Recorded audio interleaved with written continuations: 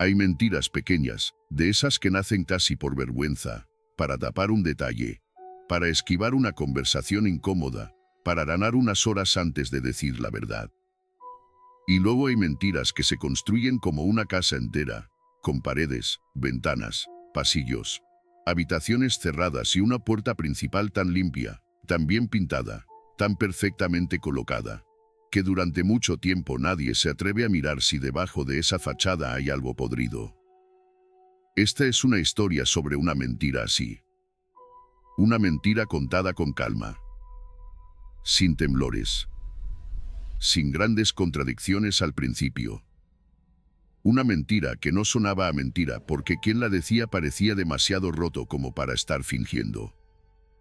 Y eso es lo que la hace tan incómoda, porque cuando alguien llora delante de una cámara, cuando alguien baja la mirada, cuando alguien pide ayuda con la voz quebrada, una parte de nosotros quiere creer. Necesita creer. Porque la alternativa es mucho más oscura. Bienvenidos. Hoy vamos a entrar en uno de esos casos que, al principio, parecen tener una dirección muy clara. Una desaparición. Una familia angustiada. Una búsqueda que empieza tarde, mal, con demasiadas dudas. Un entorno que se llena de rumores. Y una persona que, durante días, consigue colocarse justo donde más le conviene. En el centro de la preocupación, en el centro de las cámaras, en el centro de la historia. Pero esto es importante. No vamos a empezar por el final. Porque en casos así, si uno empieza por lo que ya sabe, todo parece evidente. Todo parece estar escrito desde la primera escena. Uno mira atrás y dice cómo no se dieron cuenta, cómo pudieron escuchar eso y no sospechar, cómo pudieron dejar pasar ese gesto, esa frase, esa llamada, ese silencio. Pero la vida real no funciona así. La vida real llega desordenada. Llega con versiones incompletas. Llega con gente llorando, con vecinos opinando, con familiares repitiendo lo poco que saben, con periodistas preguntando demasiado pronto y con policías intentando separar lo urgente de lo verdadero. Vamos a ponerlo en contexto. Era una ciudad mediana, de esas donde nadie conoce a todo el mundo, pero casi todos conocen a alguien que conoce a alguien. Un lugar con barrios tranquilos, avenidas de comercios pequeños, cafeterías donde los camareros recuerdan tu pedido y edificios de ladrillo donde las ventanas encendidas por la noche parecen contar historias domésticas. Allí vivía Laura, 32 años, administrativa en una clínica dental. Una mujer que según su familia era ordenada, reservada, bastante independiente y muy pegada a sus rutinas. No era una persona de desaparecer sin avisar. Esa frase la vamos a escuchar muchas veces en esta historia, porque cuando alguien desaparece, lo primero que hace la familia es buscar dentro de la costumbre. ¿A qué hora sale? ¿A qué hora vuelve? ¿A quién llama? ¿Qué camino toma? ¿Qué cosas jamás dejaría atrás? Y Laura, según todos los que la conocían de verdad, jamás habría dejado atrás a su hija. Su hija se llamaba Alba, tenía 7 años. Y ese era el primer dato que no encajaba con ninguna versión amable de lo ocurrido. Laura podía estar cansada, podía discutir, podía necesitar espacio, podía parar el móvil durante una tarde si estaba saturada. Pero no habría dejado a Alba esperando en la puerta del colegio sin avisar a nadie.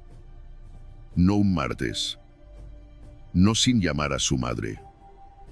No sin mandar un mensaje a su hermana. No sin preparar una explicación. La tarde en la que todo empezó, Laura tenía que recoger a Alba a las 5.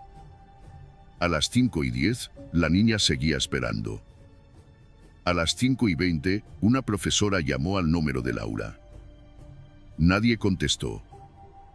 A las 5:25 llamó a la abuela. La abuela llegó con esa mezcla de enfado y miedo que aparece antes incluso de saber que algo va mal. Porque al principio uno se enfada. Uno piensa, se habrá despistado, se habrá quedado sin batería, se habrá liado en el trabajo. El miedo todavía no tiene permiso para entrar del todo. Todavía no. La madre de Laura, Carmen, llamó a su hija varias veces desde la puerta del colegio. Nada. Llamó a su otra hija, Marta. Nada. Llamó a la clínica dental. Allí dijeron que Laura había salido antes de lo habitual, sobre las 3:30, porque tenía que hacer unos recados. Esto tampoco era extraño. Laura había pedido salir un poco antes. Lo había comentado por la mañana. Parecía tranquila. No había discutido con nadie. No había llorado. No había recibido ninguna llamada que llamara la atención. Hasta aquí tenemos una desaparición que se abre de forma silenciosa. No hay gritos. No hay testigos de una agresión. No hay una escena evidente. Solo una mujer que sale de trabajar y no llega a donde tenía que llegar. Y entonces aparece Sergio. Sergio era la expareja de Laura y padre de Alba. Tenía 36 años, trabajaba de comercial para una empresa de suministros y llevaba casi un año separado de Laura. La separación, según la versión pública que se manejó al principio, había sido civilizada. No perfecta, no fácil, pero civilizada. Compartían la custodia de Alba algunos fines de semana, se comunicaban por mensajes, discutían por horarios como discuten tantas parejas separadas, pero nada que, desde fuera, pareciera anunciar una tragedia. Cuando Carmen llamó a Sergio para preguntarle si sabía algo de Laura, él contestó rápido. Eso lo repitió muchas veces después. Contesté rápido porque estaba preocupado. Dijo que no sabía nada, que no la veía desde hacía varios días, que por la mañana habían intercambiado un mensaje sobre la niña, algo normal, nada raro. Preguntó si Alba estaba bien. Preguntó si ya habían llamado a hospitales. Preguntó si habían mirado en casa. Y aquí empieza el problema. Porque Sergio no se quedó al margen. Sergio no dijo avisarme si necesitáis algo y desapareció. Sergio se presentó. Fue al colegio. Abrazó a su hija. Habló con Carmen. Llamó a Marta. Fue, de algún modo, ocupando el espacio que la situación le abría. El padre preocupado. El ex que, aunque ya no estuviera con Laura, seguía formando parte de la familia. El hombre que podía ayudar a reconstruir las últimas horas porque conocía sus rutinas, sus miedos, sus amistades, sus manías. Y durante las primeras horas, eso fue exactamente lo que pareció. La policía recibió la denuncia esa misma noche. Al principio, como ocurre en muchas desapariciones de adultos, hubo prudencia. Laura era mayor de edad. No había una prueba inmediata de violencia. No había nota, pero tampoco había sangre, ni señales de entrada forzada en su piso, ni una llamada de amenaza. Sin embargo, había algo que pesaba más que cualquier estadística. Albert, una madre que no recoge a su hija y no vuelve a contactar en toda la tarde. Esa ausencia tenía una forma concreta. Tenía el tamaño de una alarma. El piso de Laura estaba en una cuarta planta, en una calle tranquila. Cuando Carmen y Marta entraron acompañadas por una patrulla, todo parecía demasiado normal. La cama hecha a medias. Una taza en el fregadero. Ropa tendida en una silla. El cargador del móvil junto al sofá, pero no el móvil. El bolso no estaba. Las llaves tampoco. Su documentación, sí. Algunas tarjetas, sí. El ordenador portátil, sí. La mochila de natación de Alba preparada para el día siguiente, sí. Quedaos con este dato. La mochila de natación estaba preparada. Parece una tontería, pero en una desaparición las tonterías son a veces las únicas cosas que hablan antes que las personas. Laura había dejado organizada una actividad de su hija para el miércoles. Había lavado el bañador, Había metido una toalla pequeña, había dejado las chanclas dentro. Eso no prueba nada por sí solo, pero dibuja una intención. Dibuja futuro. Dibuja una persona que, al menos en algún momento de ese día, esperaba seguir allí al día siguiente. Sergio llegó al piso poco después. Carmen diría más tarde que lo vio pálido, nervioso, con los ojos húmedos. Marta, en cambio, recordaría otra cosa. Recordaría que Sergio miraba mucho. Que no lloraba de una forma continua, sino por momentos. Que hacía preguntas muy concretas. Que preguntó si faltaba ropa. Si faltaba la maleta pequeña. Si habían revisado el baño. En ese momento, claro, nadie tomó esas preguntas como algo sospechoso. Cuando alguien desaparece, todos preguntan cosas raras. Todos intentan encontrar una explicación donde sea. Pero la pregunta es, ¿quién estaba intentando encontrar a Laura y quién estaba intentando saber cuánto sabían los demás? La primera noche fue una noche de llamadas. Hospitales, amigas, compañeras de trabajo, una prima que vivía a las afueras, una antigua compañera de piso. Nadie sabía nada. Nadie la había visto después de salir de la clínica. Su móvil daba tono al principio, luego dejó de darlo. La última conexión a una aplicación de mensajería era de las 4:12 de la tarde. Un mensaje leído, pero no respondido. Un mensaje de Marta preguntándole si el sábado podían comer juntas. No respondió. Al día siguiente, miércoles, la desaparición empezó a moverse por redes. La foto de Laura se compartió con rapidez. Sonrisa discreta, pelo castaño, ojos claros, una imagen tomada en una comida familiar. Vestía, según la denuncia, pantalón negro, blusa beige y una chaqueta azul marino. Llevaba un bolso marrón. La familia pidió ayuda. La policía revisó cámaras. Los compañeros declararon. Y Sergio, de nuevo, estuvo allí.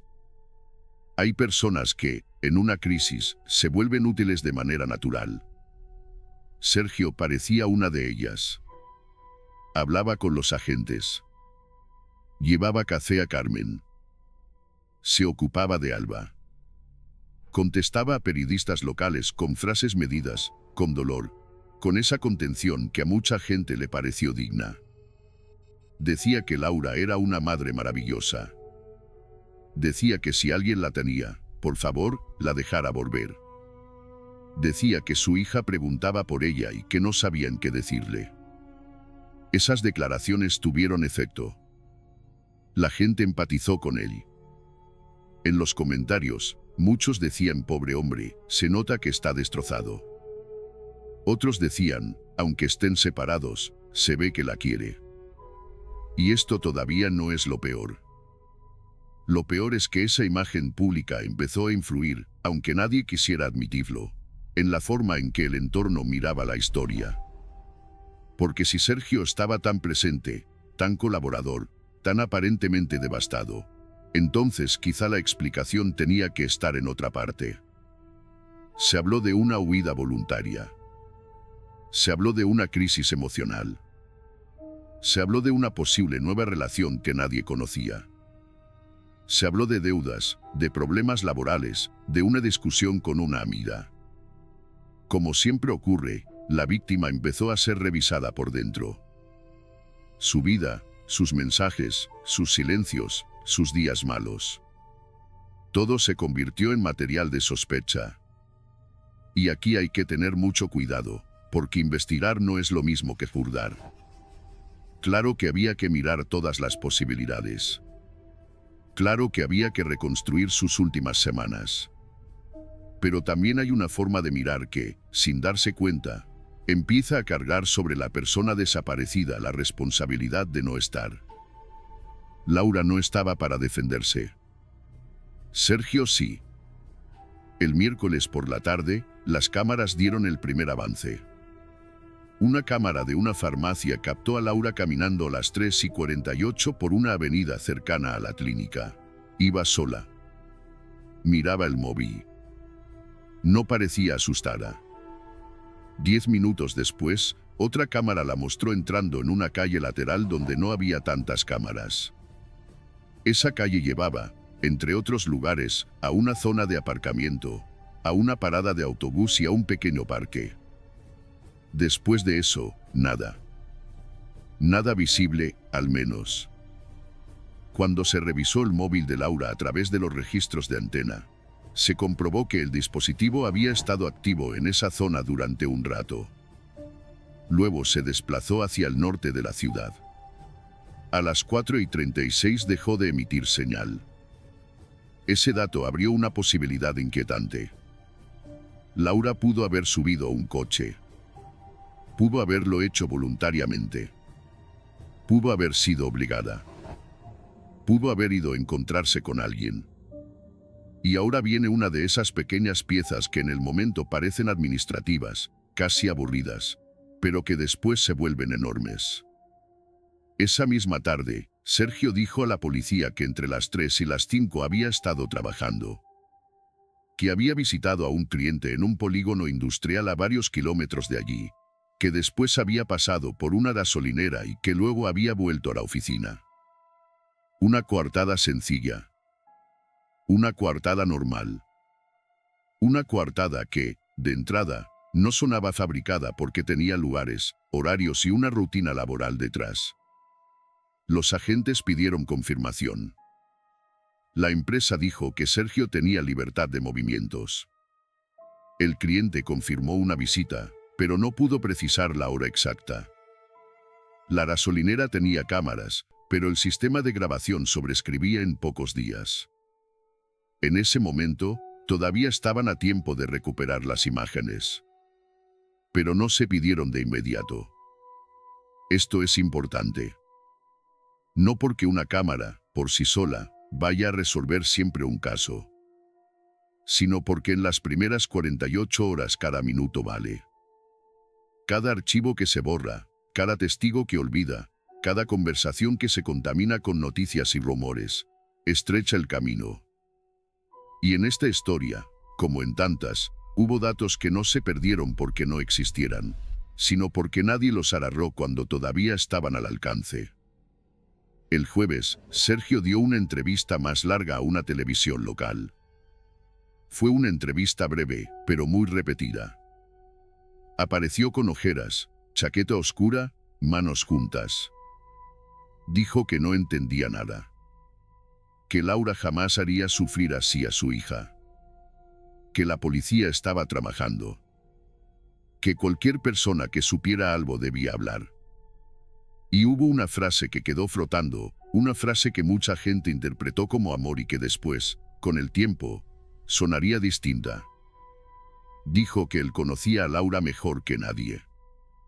En ese momento parecía una frase de cercanía. Una forma de decir, sé que no se habría ido. Pero también era una forma de colocarse como intérprete principal de la desaparecida. Él sabía lo que ella haría. Él sabía lo que ella sentía. Él sabía quién era Laura. Y cuando alguien consigue que los demás acepten que tiene ese lugar, puede dirigir, aunque sea de manera sutil, la conversación. Mi compañero lo resumiría de una manera muy simple. Es como si todo el mundo estuviera buscando a Laura, pero mirando a través de los ojos de Sergio. Y esa es una imagen incómoda, pero bastante precisa. Mientras tanto, la familia empezaba a romperse por dentro. Carmen apenas dormía. Marta se convirtió en una especie de portavoz improvisada. Alba preguntaba por su madre con una insistencia que nadie sabía cómo sostener. Primero le dijeron que mamá estaba trabajando. Luego que mamá se había perdido. Luego que había mucha gente buscándola. Pero los niños entienden más de lo que los adultos quieren creer. Alba notaba los susurros, las llamadas que se cortaban cuando entraba en la habitación, los abrazos demasiado largos, los ojos rojos de su abuela. El viernes se organizó una batida ciudadana. Vecinos, amigos, compañeros, voluntarios. Se revisaron caminos, descampados, zonas cercanas al parque, cunetas, contenedores. Sergio participó en la batida. Caminó durante horas. Se le vio hablando con voluntarios, señalando zonas, abrazando a Carmen en un momento que varias cámaras captaron desde lejos. Esa imagen volvió a circular. Y otra vez, la reacción pública fue parecida. Qué fuerte. Qué dolor. Qué injusticia. Pero había algo que empezaba a incomodar a Marta. No era una prueba. No era una acusación. Era una sensación. Y las sensaciones, en una investigación, no bastan. Pero a veces son el primer lugar donde la mente guarda lo que todavía no puede demostrar. Marta empezó a recordar discusiones antiguas. Empezó a recordar llamadas en las que Laura bajaba la voz.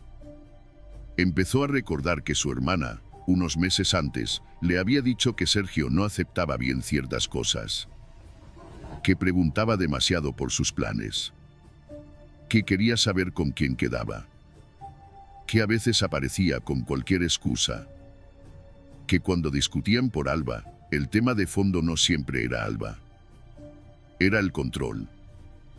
Era la necesidad de seguir teniendo una llave emocional de la casa, aunque la relación ya se hubiera terminado. Carmen no quería oír eso al principio. No porque defendiera a Sergio, sino porque aceptar esa posibilidad era abrir una puerta insoportable. Si Sergio podía tener algo que ver, entonces Alba no solo había perdido a su madre durante esos días.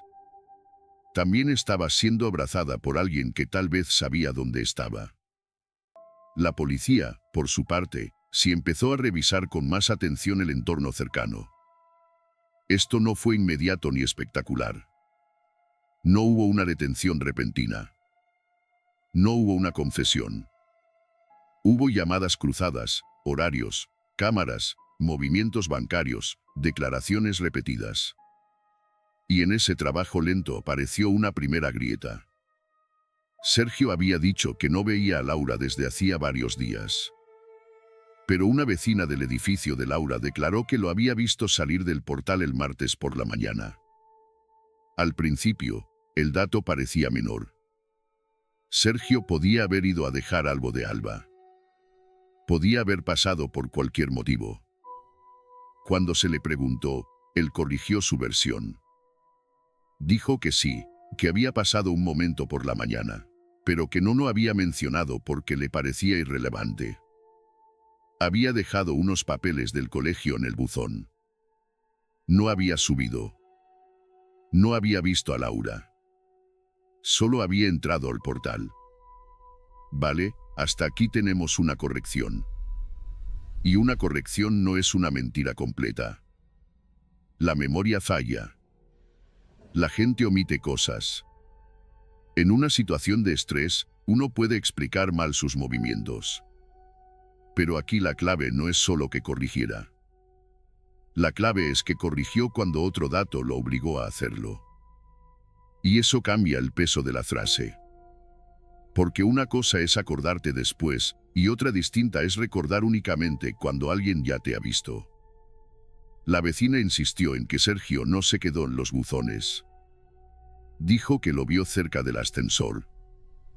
No podía asegurar si subió o no, pero le llamó la atención porque Laura y él ya no vivían juntos y porque, según ella, Sergio parecía tener prisa. No una prisa de correr. Una prisa tensa. De esas en las que el cuerpo va un poco por delante de la cara. Cuando esto llegó a la familia, Marta sintió que el suelo se movía. Carmen siguió aferrándose a la idea de que podía haber una explicación. Y Sergio reaccionó con molestia. No con miedo visible, sino con algo parecido a la indignación. Dijo que era vergonzoso que se sospechara de él mientras Laura seguía desaparecida. Dijo que estaban perdiendo tiempo. Dijo que si empezaban a atacarse entre ellos, la única perjudicada sería Alba. Y esta es una estrategia muy poderosa, porque convierte la sospecha en traición. Si dudas de mí, estás haciendo daño a la niña. Si me preguntas demasiado, estás desviando la búsqueda. Si revisas mi historia, estás dejando de buscar a Laura. No hace falta gritar. No hace falta amenazar. Basta con colocar la culpa en el lugar adecuado. El sábado, la ciudad ya estaba completamente tomada por el caso. Carteles en farolas. Publicaciones en redes. Programas de televisión nacional empezando a llamar. Vecinos que antes no sabían nada ahora tenían teorías completas. Que si la habían visto con un hombre. Que si había una furgoneta blanca. Que si una amiga sabía más de lo que decía. Que si Laura estaba deprimida. Que si Sergio era demasiado perfecto. Que si Marta quería protagonismo. El ruido empezó a crecer, y con el ruido llega siempre un peligro. Las historias falsas empiezan a parecer posibles solo porque se repiten mucho. Entre todos esos rumores apareció un dato real, pequeño, pero real. Una cámara privada de un taller, situada cerca de la calle lateral donde Laura había desaparecido de las cámaras principales, mostraba un coche gris detenido unos minutos junto a la acera. La imagen no era buena. La matrícula no se leía completa. El conductor no se distinguía. Pero el modelo era compatible con el coche de Sergio. Compatible no significa idéntico. Compatible no significa culpable. Esto hay que repetirlo porque en True Crime hay una tentación peligrosa de convertir cada coincidencia en sentencia. Pero para los investigadores, aquella imagen merecía una pregunta. ¿Dónde estaba exactamente el coche de Sergio a esa hora? Sergio dijo que en el polígono. Que quizá alguien tendría un coche parecido. Que había cientos iguales. Y tenía razón en algo. Había muchos coches parecidos. Pero entonces se solicitó el registro de una cámara de tráfico en una avenida de salida hacia el norte, cerca de donde el móvil de Laura dejó de emitir. Allí apareció, borrosa pero más clara que la anterior, una matrícula parcial que coincidía con 3 caracteres del coche de Sergio. 3 caracteres. Otra vez, no suficiente. Pero ya no era una sensación. Ya no era solo una vecina. Ya no era solo una omisión. Era una cadena de pequeñas grietas en una pared que, desde fuera, seguía pareciendo sólida. Y aquí conviene detenerse un momento en cómo se comportaba Sergio mientras todo esto empezaba a acercarse a él. Porque muchas personas esperan que alguien culpable actúe como culpable. Que tiemble. Que huya. Que se contradiga de forma absurda. Que se esconda. Pero algunos no hacen eso. Algunos hacen lo contrario. Se vuelven más visibles. Más colaboradores. Más dolidos. Más necesarios. Sergio no desapareció. Sergio fue a otra entrevista. Sergio habló de amor, de familia, de esperanza. Dijo que Alba necesitaba a su madre. Dijo que no iba a descansar hasta encontrarla. Y lo dijo mirando a cámara. Ahí está la parte que todavía hoy incomoda a muchos. No solo que mintiera, si es que estará mintiendo, sino que lo hiciera bien. Demasiado bien. Que usara las palabras que cualquiera habría querido escuchar. Que entendiera qué emoción debía mostrar en cada momento. Que supiera cuándo bajar la voz, cuándo suspirar, cuándo mirar al suelo. Que comprendiera que, en una historia pública, la imagen también es una coartada. Pero una imagen no aguanta para siempre si debajo hay hechos que empujan en otra dirección. El domingo por la mañana, la policía pidió a Sergio que acudiera de nuevo a declarar. Esta vez la conversación fue más detallada. Le preguntaron por el martes por la mañana. Le preguntaron por el coche. Le preguntaron por la relación real con Laura. Le preguntaron si ella estaba conociendo a alguien. Sergio contestó casi todo. Dijo que sí, que habían tenido discusiones, como cualquier expareja. Dijo que no sabía si Laura tenía otra relación. Dijo que le dolería, claro, pero que no tenía derecho a meterse en su vida. Dijo que su prioridad era Alba. Todo sonaba razonable. Demasiado razonable, diría después uno de los agentes. Porque las personas inocentes también se explican bien, claro. Pero Sergio parecía no perder nunca el control del relato. No decía simplemente no sé. Decía no sé, pero añadía una interpretación útil. No decía me equivoqué. Decía quizá lo omití porque estaba nervioso. No decía me molesta que me preguntéis. Decía me preocupa que perdamos tiempo. Cada respuesta tenía una salida, una justificación, una manera de volver a situarlo en el papel de padre preocupado. Entonces llegó el primer dato que sí empezó a cambiar el tono de la investigación. El móvil de Sergio, según los registros de antena, no estaba donde él decía durante una parte clave de la tarde del martes. No estaba exactamente junto al lugar donde desapareció Laura, pero tampoco estaba en el polígono industrial cuando aseguraba estar allí. Durante un tramo de tiempo, su teléfono se conectó a una antena situada en una zona intermedia, cercana a la avenida por la que el móvil de Laura se desplazó antes de apararse. Cuando se le enseñó ese dato, Sergio hizo algo que llamó la atención. No pidió verlo. No preguntó cómo era posible. No se enfadó. Se quedó callado unos segundos y luego dijo que quizá había tomado otra ruta. Que aquel día había conducido mucho. Que no podía recordar cada calle. La frase era posible. Pero el silencio anterior pesó más que la frase. Y a partir de ese momento, aunque todavía no había una acusación formal, la historia empezó a girar. Muy despacio. Sin que la opinión pública lo supiera del todo. Sin que la familia recibiera todos los detalles. Pero empezó a girar. Porque cuando una persona desaparece, la pregunta inicial suele ser ¿dónde está? ¿Dónde puede haber ido? ¿Quién la vio? ¿Qué camino tomó? Pero en este caso, cada vez con más fuerza, apareció otra pregunta debajo de esa. ¿Qué sabía Sergio que los demás todavía no sabían? Esa noche, Marta revisó conversaciones antiguas con Laura. No buscaba una prueba concreta. Buscaba una señal, algo que antes hubiera pasado desapercibido. Y encontró mensajes que le rompieron algo por dentro. Laura no acusaba directamente a Sergio de nada grave.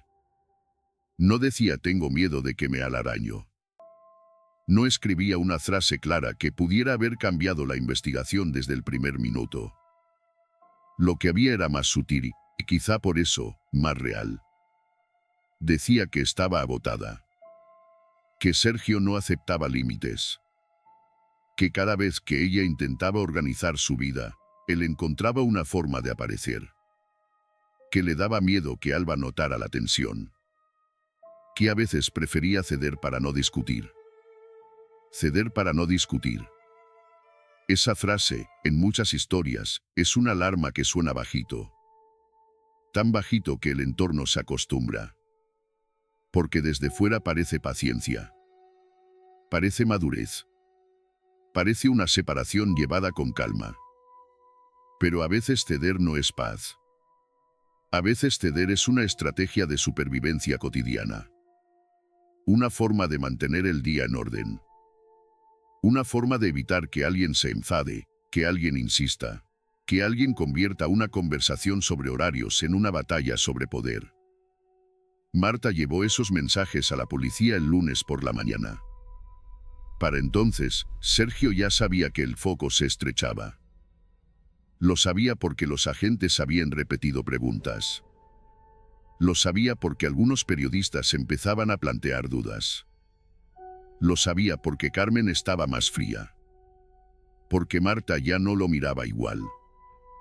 Porque incluso Alba, con esa intuición extraña de los niños, preguntó por qué papá estaba siempre hablando de mamá con gente desconocida. Y entonces Sergio cometió un error pequeño. No un error de película. No una confesión. No una huida desesperada. Un error humano, casi invisible. En una conversación con Carmen, intentando defenderse sin parecer que se defendía, dijo que Laura estaba muy nerviosa últimamente y que quizá había quedado con alguien que no le convenía. Carmen le preguntó cómo sabía eso. Sergio respondió que Laura se lo había contado. Pero Laura, según Sergio, no había hablado con él de nada personal en los últimos días. La contradicción no era definitiva. Podía explicarse. Podía decir que se refería a semanas anteriores. Podía decir que lo había entendido por sus mensajes. Pero para Carmen fue como escuchar una puerta cerrarse detrás de ella. Por primera vez, no sintió solo miedo por Laura. Sintió miedo de Sergio. Y ese cambio, cuando ocurre en una madre, es difícil de revertir.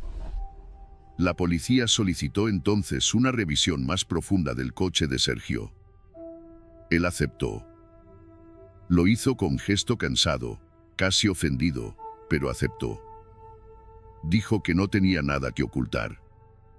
Entregó las llaves. Permitió que revisaran el maletero, los asientos, las alfombrillas. A simple vista no había nada. El coche estaba limpio. Muy limpio. Demasiado limpio para alguien que decía haber pasado los últimos días entre trabajo, batidas, idas y venidas, nervios y caos familiar. En el maletero había una manta doblada, herramientas, una bolsa reutilizable y productos de limpieza para coche. Sergio dijo que siempre los llevaba. Que era maniático. Que le gustaba tener el coche cuidado. Otra explicación razonable. Y ese era el patrón. Cada dato tenía una explicación. Cada rareza venía envuelta en normalidad. Cada sospecha se encontraba con una frase preparada o con una costumbre aparentemente inocente. Pero los investigadores no necesitaban que una sola cosa lo explicara todo. Necesitaban mirar el conjunto. La vecina. El portal. La omisión. La cámara del taller. La cámara de tráfico. Las antenas. La limpieza del coche. Los mensajes de Laura. La frase sobre que conocía a Laura mejor que nadie. La manera de anticipar preguntas. La forma en que cada versión cambiaba solo cuando aparecía un dato externo. Y aún así, faltaba Laura. Sin Laura, todo seguía suspendido. Sin encontrarla, la historia podía girar, pero no caer. La familia vivía en ese lugar insoportable donde uno desea una respuesta y al mismo tiempo teme que hiere. Porque mientras no hay cuerpo, mientras no hay prueba definitiva, una parte mínima de la mente sigue fabricando posibilidades. Tal vez está viva. Tal vez alguien la retiene. Tal vez perdió la memoria. Tal vez huyó por algo que no entendemos. Tal vez mañana entra por la puerta. Esa esperanza no es ingenuidad. Es una defensa del cuerpo. El cerebro no puede aceptar de golpe ciertos finales, así que reparte el dolor en cuotas. El lunes por la tarde, una llamada cambió el ritmo de todo. Un hombre que paseaba con su perro en una zona de caminos al norte de la ciudad encontró el bolso de Laura. Estaba medio oculto entre matorrales, cerca de una cuneta secundaria, en un punto donde no solía pasar demasiada gente. Dentro había pañuelos, unas llaves, un monedero sin efectivo, una tarjeta de transporte y un recibo de compra antiguo. No estaba el móvil. No estaba su documentación principal, que seguía en casa. El bolso estaba sucio, pero no empapado. Parecía haber sido dejado allí, no arrastrado por la lluvia. La zona quedaba relativamente cerca del último sector donde se había ubicado el móvil. También estaba en una ruta posible desde la ciudad hacia el polígono donde Sergio decía haber estado. ¿Posible? Otra palabra que se repetía demasiado. Cuando la noticia llegó a Carmen, se derrumbó. No porque el bolso confirmara lo peor, sino porque convertía la ausencia de Laura en algo físico. Hasta entonces, Laura estaba en ninguna parte. A partir de ese momento, Laura estaba en objetos encontrados sin ella. Y eso es un tipo de dolor muy concreto. Ver unas llaves que deberían estar en su mano. Ver un pañuelo que debería seguir en su bolso. Ver una cremallera abierta y pensar quién la abrió, cuándo, con qué calma, con qué intención. Sergio apareció en casa de Carmen esa noche. Dijo que se había enterado. Dijo que lo sentía. Dijo que tenían que mantenerse fuertes. Pero Carmen ya no lo dejó entrar con la misma naturalidad. Hablaron en la puerta. Alba estaba dentro, dormida. Marta estaba en el salón, escuchando sin acercarse. Sergio preguntó si la policía había dicho algo más. Carmen dijo que no. Sergio preguntó si habían encontrado el móvil. Carmen dijo que no sabía. Sergio preguntó exactamente dónde estaba el bolso. Carmen levantó la mirada. Exactamente. La palabra quedó allí. No fue una acusación. No hizo falta.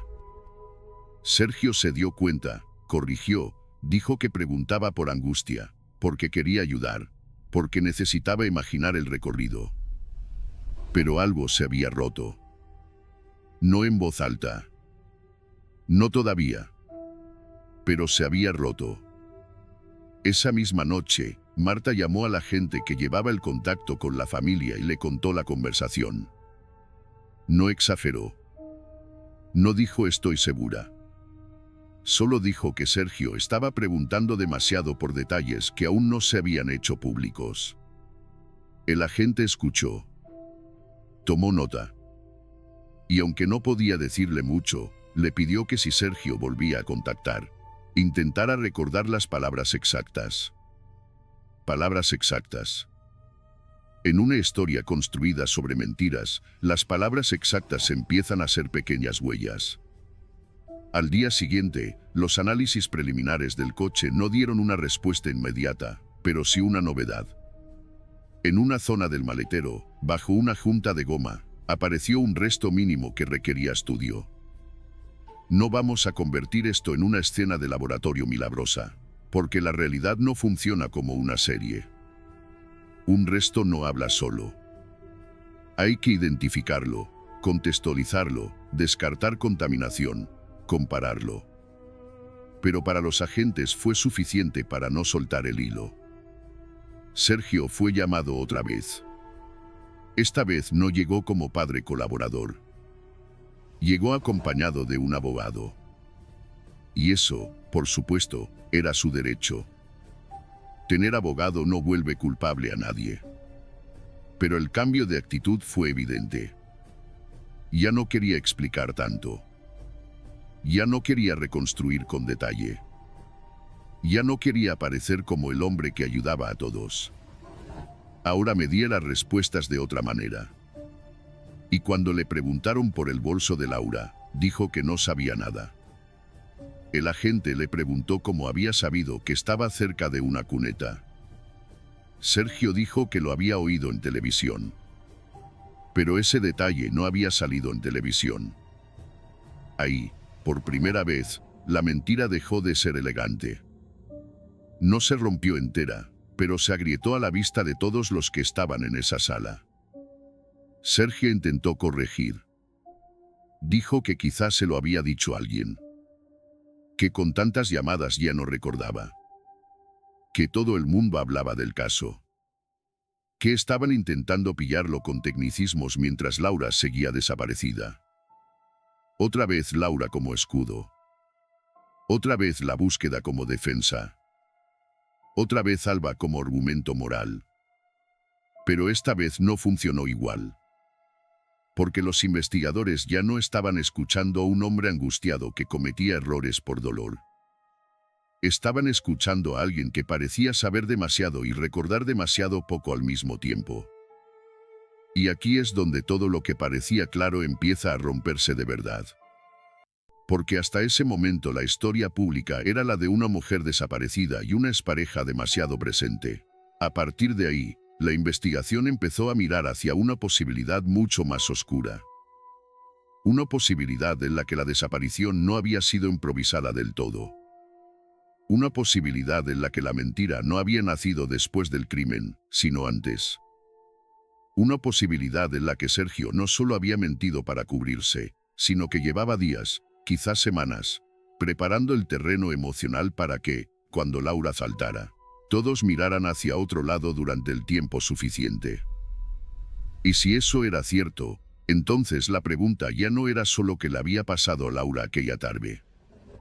La pregunta era desde cuándo estaba decidido lo que iba a ocurrir, y cuántas señales habían estado delante de todos sin que nadie quisiera verlas todavía. Empieza a pesar como pesan las cosas que nadie quería juntar. Una por una todavía podían discutirse.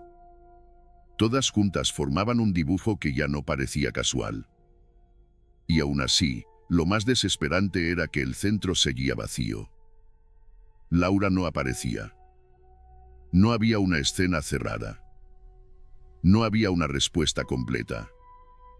Había fragmentos, y los fragmentos obligaban a todos a vivir dentro de una posibilidad cada vez más insoportable. La policía volvió a la zona donde se encontró el bolso. Esta vez no buscaban solo a Laura. Buscaban lógica. Revisaron caminos secundarios, entradas a cintas, cámaras de naves industriales, contenedores, zonas donde un coche podía detenerse sin llamar la atención. Hablaron con vecinos que al principio no se habían considerado testigos porque no habían visto a Laura. Y aquí aparece algo importante. A veces un testigo no ve a la víctima. Ve un coche. Ve una luz. Ve un vehículo detenido donde no suele haber vehículos. Esos detalles parecen inútiles hasta que se colocan en el mapa correcto. Un hombre que vivía cerca de una antigua carretera de servicio recordó haber visto un coche gris la tarde del martes, parado unos minutos junto a una entrada de tierra. No podía asegurar la marca. No podía leer la matrícula. Solo lo recordó porque el conductor parecía inclinado sobre el asiento del acompañante, como buscando algo. Cuando la policía le enseñó modelos similares, señaló uno compatible con el de Sergio. Compatible. Otra vez esa palabra, como una piedra pequeña que caía siempre en el mismo lado de la balanza. En otra nave cercana, una cámara captó una sombra de vehículo a una hora parecida. La imagen era mala, casi inútil para cualquiera que esperara una prueba clara. Pero para los investigadores tenía valor porque confirmaba movimiento en una zona que Sergio no había mencionado. Cuando le preguntaron por esa carretera de servicio, dijo que no la conocía bien. Luego se supo que años antes había trabajado haciendo repartos por esa misma área. Otra corrección. Otro olvido conveniente. Otro detalle que no aparecía hasta que alguien lo empujaba desde fuera. Lo peor llegó con el análisis de una bolsa de basura recogida cerca de un contenedor en el recorrido posible. No había un arma con nombre y apellido. No había una carta. Había restos de limpieza, trapos, guantes domésticos y un recibo roto de una tienda de bricolaje. El recibo estaba incompleto, pero bastaba para identificar día y establecimiento. La compra se había hecho el lunes, un día antes de la desaparición. Entre los productos figuraban cinta adhesiva, bolsas resistentes y un limpiador de tapicerías. Sergio había parado en efectivo. Marta recibió esa información de manera fragmentaria, como tantas familias reciben los avances. Nunca todo. Nunca limpio. Carmen preguntaba si eso significaba que Laura estaba muerta. Nadie podía responderle. Y esa falta de respuesta, aunque prudente, era una tortura. Porque la familia empezaba a entender sin que nadie lo dijera. La investigación dejó de buscar una desaparición voluntaria. Dejó de considerar seriamente la huida. La pregunta era otra. ¿Qué había hecho Sergio el martes entre las 3:30 y las 5? ¿A quién llamó? ¿Dónde detuvo el coche? ¿Qué pasó dentro o cerca de ese vehículo? Y sobre todo, ¿dónde estaba Laura? El registro del domicilio de Sergio se autorizó poco después. No fue una escena espectacular. Fue una entrada metódica, fría, con agentes tomando fotografías, recogiendo dispositivos, revisando ropa, armarios, herramientas, cubos, productos, papeles. Sergio estaba presente, con el rostro rígido, como si hubiera decidido no regalar ni una emoción. Los agentes buscaban rastros, pero también buscaban incongruencias. Una casa puede mentir igual que una persona. En el baño encontraron una alfombrilla húmeda que Sergio dijo haber lavado ese mismo día. En la lavadora, prendas oscuras. En un armario, una chaqueta que una compañera de trabajo de Sergio recordaba haberle visto el martes, aunque él había declarado llevar otra. Nada de eso era definitivo. Pero otra vez, el conjunto. El conjunto empezaba a cerrar el espacio a su alrededor. También encontraron el móvil antiguo de Sergio, un dispositivo que ya no usaba a diario, pero que conservaba sincronizadas algunas búsquedas y ubicaciones. Y ahí apareció uno de los giros más importantes. Durante la semana previa, ese móvil había registrado consultas de mapas en zonas al norte de la ciudad, incluyendo un camino forestal que no formaba parte de sus rutas de trabajo habituales. Sergio dijo que tal vez estaba mirando rutas para salir a correr. Pero no corría por allí. Dijo que quizá había buscado caminos para una excursión con Alba. Pero no había ninguna conversación con Alba ni con nadie sobre excursiones. Dijo, finalmente, que no recordaba. No recuerdo. La frase que al principio puede ser humana y al final puede sonar como una pared. Los investigadores organizaron una búsqueda más amplia en ese camino forestal. Era una zona de pinos bajos, tierra seca, desniveles suaves y entradas laterales donde un coche podía quedar oculto desde la carretera principal. No era un bosque inmenso, pero sí lo bastante irregular como para trarse una pista si nadie sabía dónde mirar. Participaron agentes, perros, voluntarios especializados. La familia no fue avisada de todos los detalles, pero los rumores llegaron igual. Los rumores tienen piernas. Llegan antes que las llamadas oficiales. Carmen se quedó en casa con Alba. Marta quiso ir, pero le pidieron que no. No porque no tuviera derecho a estar cerca, sino porque una búsqueda así puede convertirse en una herida imposible de cerrar. Hay imágenes que una familia no necesita cargar si no es necesario. Hay esperas que ya son bastante crueles desde un salón, con una taza fría y una niña jugando en otra habitación sin entender por qué los adultos caminan tan despacio. Durante esa búsqueda apareció una prenda. No diremos más de lo necesario. Una prenda compatible con la ropa que Laura llevaba el día de la desaparición. Estaba parcialmente oculta, lejos del camino principal. El hallazgo obligó a detener la zona, acordonar, avisar a especialistas. Todavía no era Laura. Pero ya no era solo un bolso. Ya no era solo una ruta. Era una señal física que acercaba la historia al lugar donde todos temían que terminara.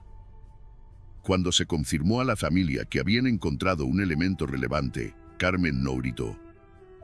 Marta contaría después que su madre se quedó muy quieta. Como si el cuerpo hubiera elegido no moverse para no romperse. Preguntó si era de Laura. Le dijeron que tenían que confirmarlo. Preguntó si habían encontrado a su hija. Le dijeron que seguían buscando. Esa respuesta, seguían buscando, puede ser una forma de esperanza o una forma de despedida anticipada. A veces es las dos. Sergio fue detenido preventivamente poco después, no porque ya estuviera todo cerrado, sino porque el riesgo de fuga y destrucción de pruebas era evidente para los investigadores. La noticia estalló. En cuestión de minutos, los mismos canales que lo habían mostrado como padre angustiado empezaron a repetir sus entrevistas con otro tono. Cada gesto fue revisado. Cada lágrima se convirtió en sospecha. Cada silencio, en cálculo. Y aquí conviene ser honestos. Mirar esas imágenes después es fácil. Lo difícil era mirarlas antes sin saber. Pero también es cierto que algunas personas cercanas se habían sentido algo raro. Marta, la vecina, alguna gente. La pregunta es por qué esas intuiciones tardaron tanto en pesar lo suficiente. Cuando Sergio pasó ante las cámaras camino del coche policial, no bajó la cabeza. Miró al frente. Tenía el rostro cerrado, duro, casi vacío. Algunos vecinos gritaron. Otros se quedaron en silencio. Carmen no quiso verlo. Alba no debía verlo. Y esa decisión, pequeña pero enorme, fue una de las primeras formas de protección real que la familia pudo ofrecerle. Porque la historia ya había expuesto demasiado. Había convertido el dolor en espectáculo durante días. Había permitido que un hombre utilizara el lenguaje de la víctima para defenderse. En comisaría, Sergio negó todo. Negó haber citado a Laura. Negó haberla visto esa tarde. Negó conocer la zona exacta del bolso. Negó haber limpiado el coche por algo relacionado con ella. Negó que las búsquedas significaran nada. Negó y volvió a negar. Pero las negaciones ya no sonaban como una versión alternativa. Sonaban como un dique con demasiadas grietas. Entonces apareció el dato que faltaba para entender la llamada de 17 segundos. Un análisis más profundo de la telefonía mostró que el número oculto podía asociarse a una llamada realizada desde una línea vinculada al trabajo de Sergio.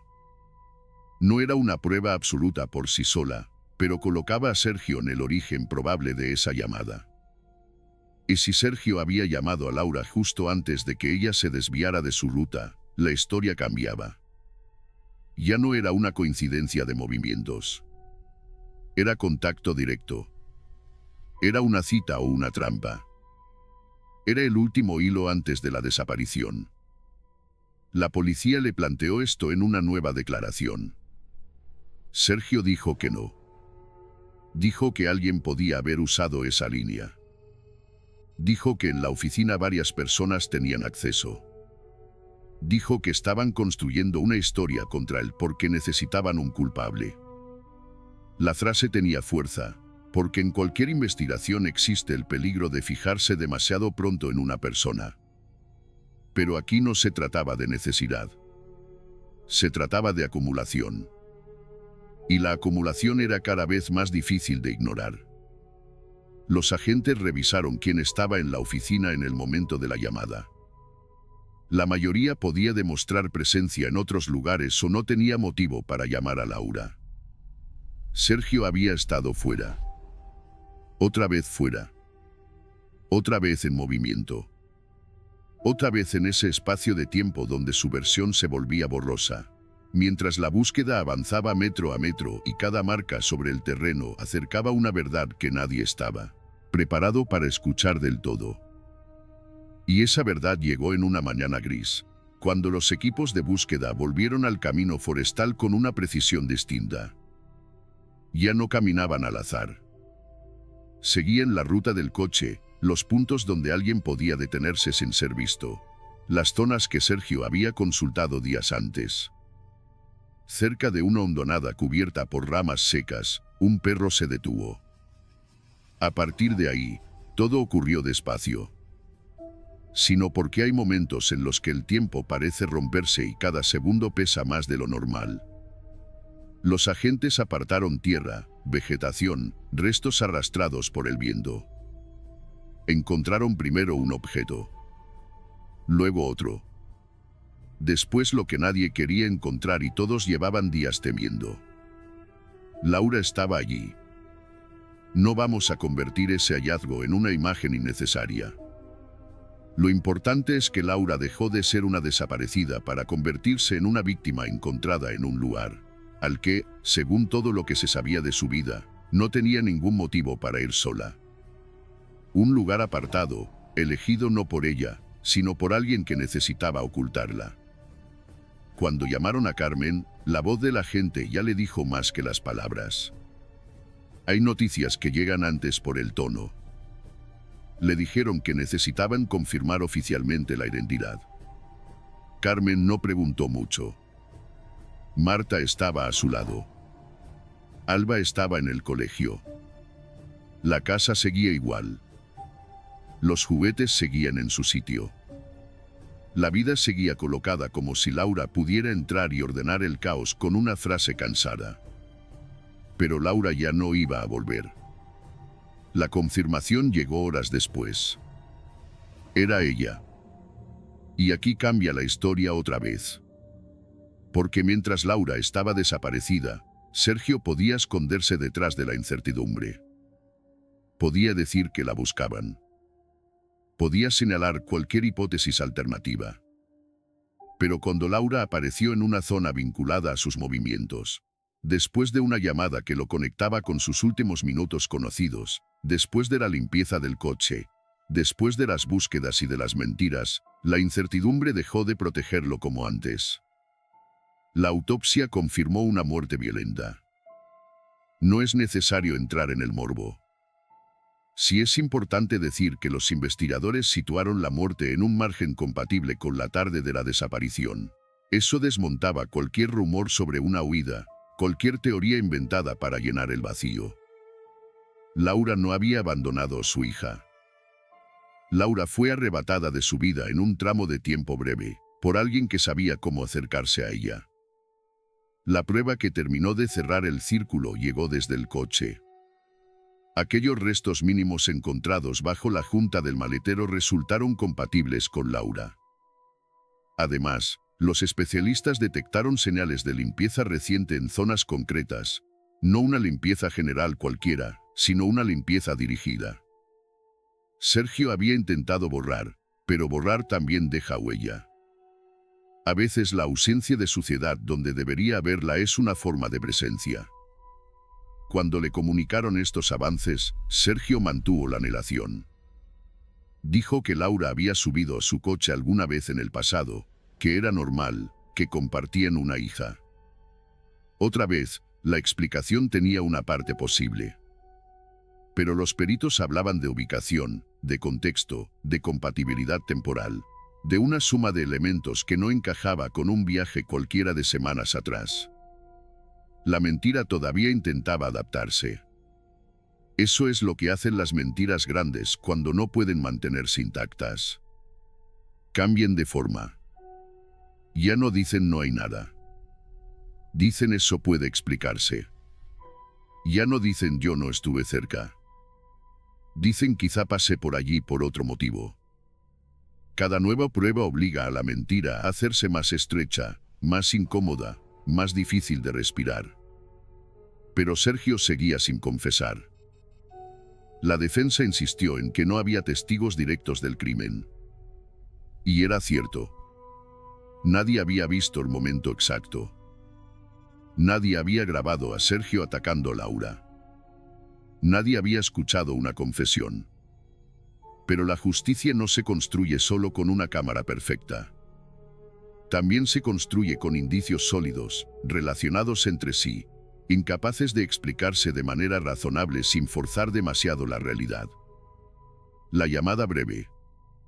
El desvío de Laura. La cortada falsa. El coche compatible. La ruta hacia el norte.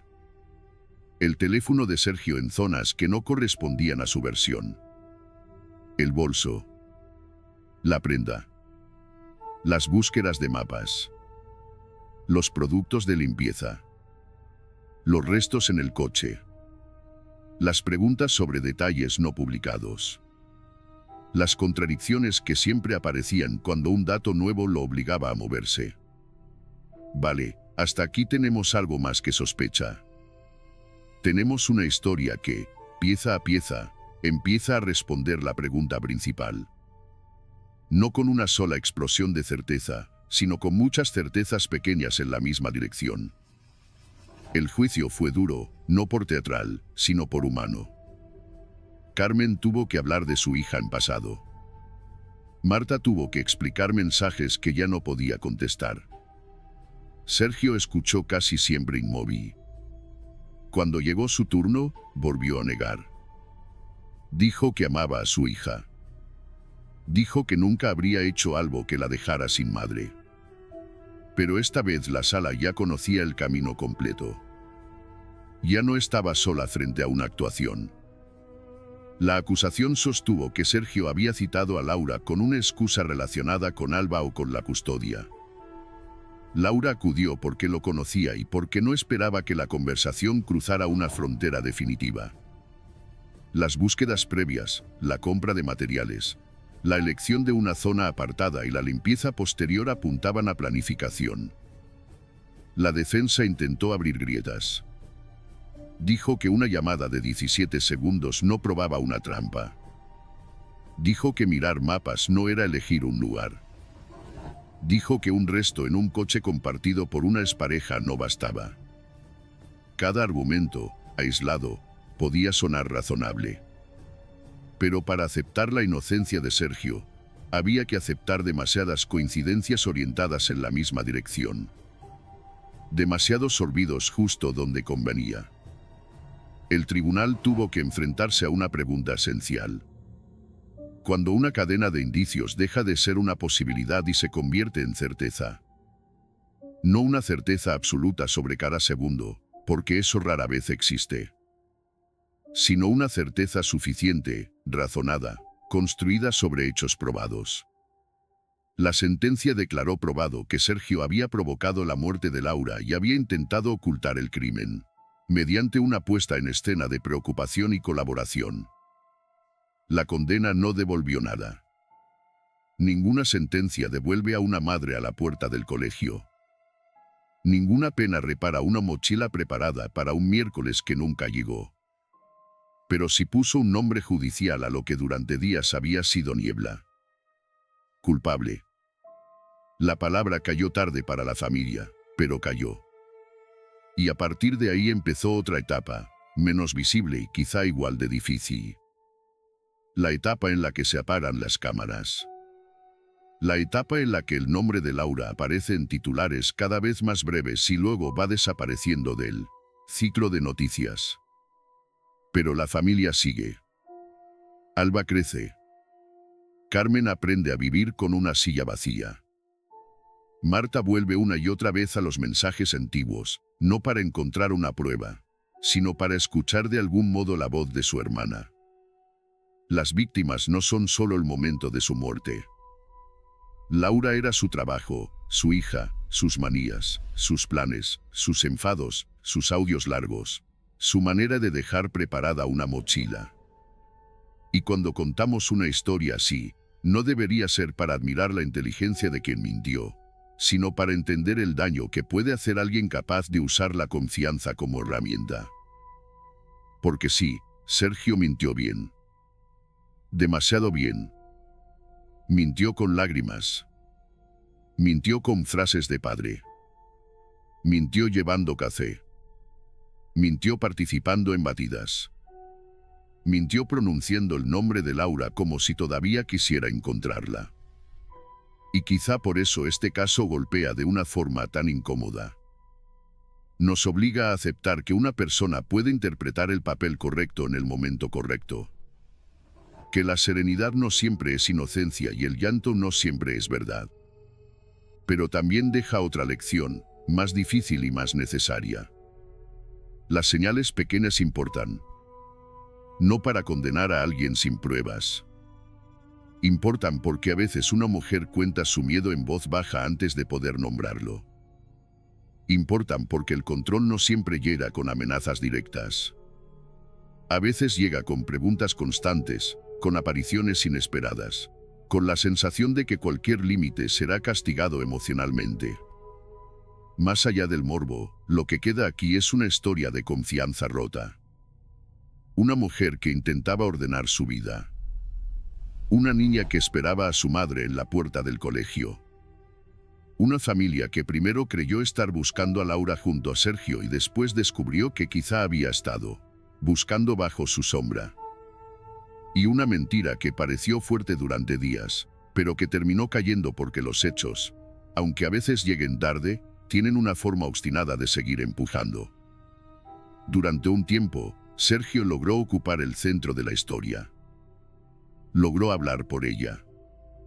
Logró presentarse como el hombre que más quería encontrarla.